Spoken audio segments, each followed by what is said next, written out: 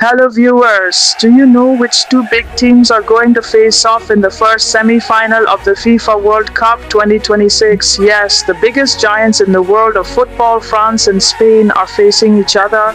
On the quarter-final, France secured their place by defeating Marrakesh 2-0, while Spain won the semi-final ticket by defeating Belgium 2-1 in a sensational match.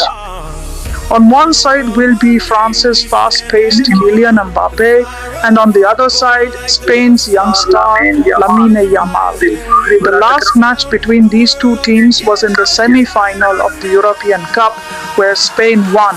Yes, viewers, this high-voltage match will be played on the 15th of July at midnight Pakistani time in the Dallas Stadium in Texas.